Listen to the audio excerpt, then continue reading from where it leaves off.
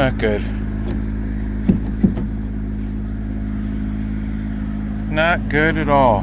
Today, we're going to finally fix this. I took the 3 bolts out of the back, 3 bolts, and the 3 bolts out of the front, right here on the side of the road. And this is how bad this is, broken. I'm going to show you how to fix it. Okay, so you can really see that this is one time the bracket broke and fell and landed on the tire. That was at 80 miles an hour crossing Salt Lake.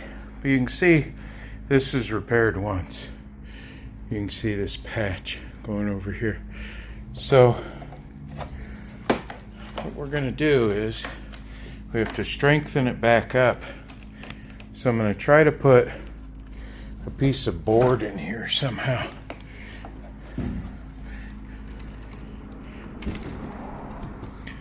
That's foam or something in there. Kind of hard to tell. But what I'm going to try to do is put a board in here to strengthen all this up and screw it from the other side. And then put, you see all of it's loose. So, alright, I'll get back to you when I figure out a plan. This is just the first time I'm looking at it out of here.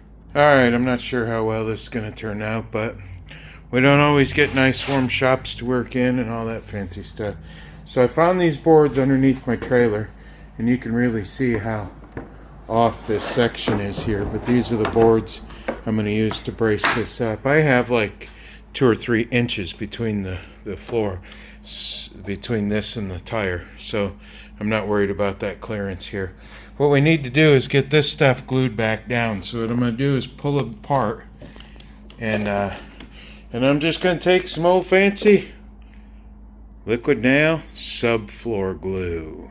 Okay, and I'm going to cram it in all this and all that and all that, get this around here, and then I got some screws, and I'm going to screw these down to separate this weight. Okay, now the theory is I'm probably going to sink a couple of screws this way, and I got them a little bit too long so they'll poke through on the other side. Then what I'm going to do is turn this over after I've subfloor glued these in, and screw them from the top, because the screws I got that's a I don't know, one's a 1 inch and one's a 3/4 inch screw, and I'm sure, wait a minute, that might be thick enough to catch that. See, this is wood. This raised part here is wood, and that's wood. I found it out because I dug these pieces out of here earlier. This is wood. They make this with wood.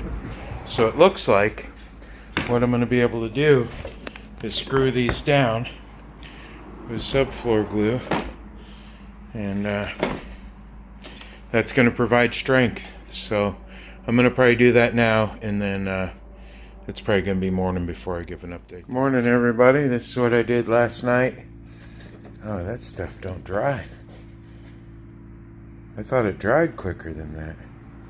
Huh. Oh well. I guess I'm going to wait to put it on the rest of the way. But it's a lot stronger. Before it would have folded in half. So now what I'm going to do is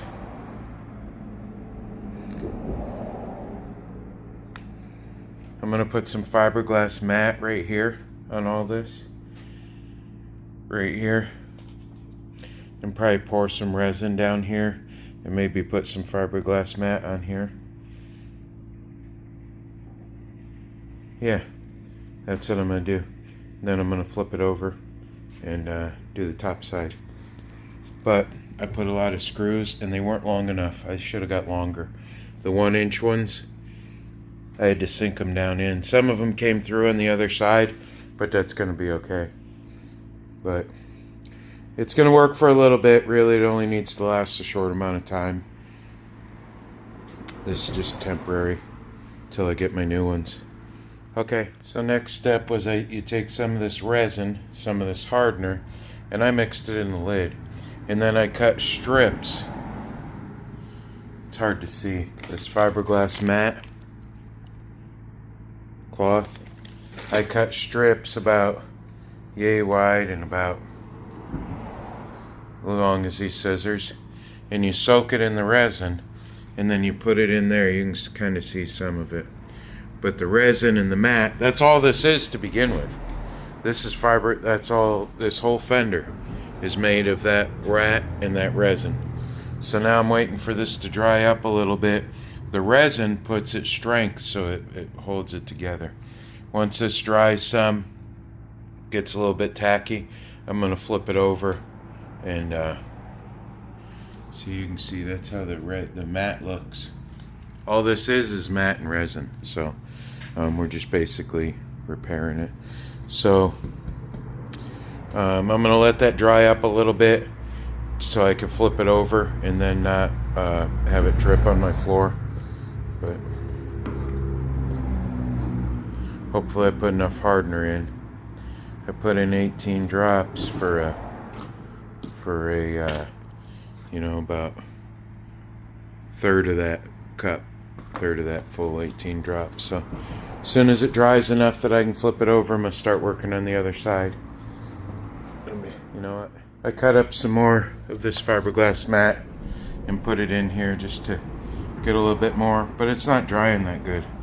It's kind of cold out and humid, so I'm just gonna wait, let it dry, because if I flip it over and start working this, the more this moves. A couple hours later, it's well, kind of tacky still a little bit, but it's good. And then so we do still have a little bit of wiggle here,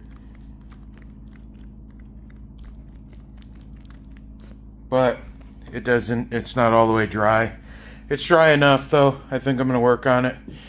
So I'm gonna get it outside and we'll do the next step. All right, next stage, we got a cord running out of the truck.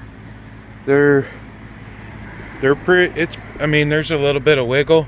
The only part is this is so high up, and that's going to be hard because I got to put more material over that. So I'm going to grind this down and try to get this as level as I can. This is what I got for a sander. I got some old 80 grit on here. 80 grit. So I'm going to go ahead and sand this down and try to get groove down in there so I can get some good material. This will probably be, I'm going to lump this up, and I'm not going to worry about getting this too flat. It's more of getting the resin and the fiberglass mat to stick to this. It can, I mean, it can be 1/4 inch or 1/2 inch. Yeah, 1/2 inch.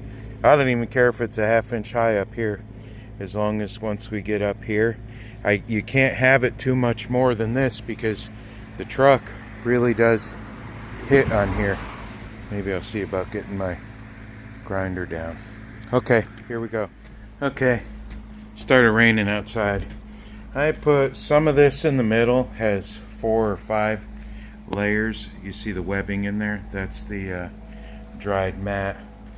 But I figured I'd goop it up and then sand it off later.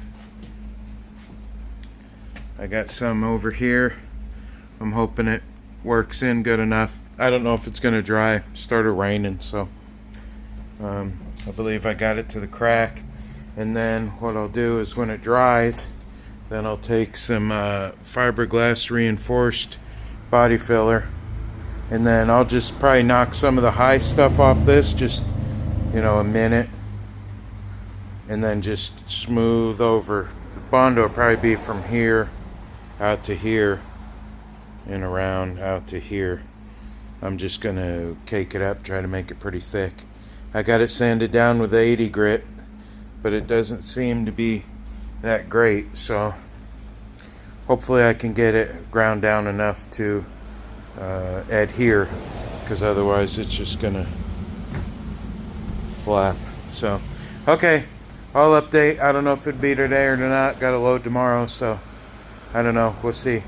All right, guys, didn't come out the best. It's raining and in horrible weather. I did get them mounted back on, and they do need to be repainted, but I didn't even go over the sander. I just threw some paint on it. So it's really a hack job, kind of. But I just gotta knock down some of the highs and then go ahead and paint it. But I had to put it on now because I'm working. So this is what the working man does. We get in there, we get it figured out. I gotta adjust it out some too. That's a little close. So, but I gotta get longer bolts. So, but you know, this is what it looks like on there. So see why it wasn't that hard. And then I hit it a bunch too with the trailer. So it doesn't have to be perfect, but that's it. Trailer fender repair.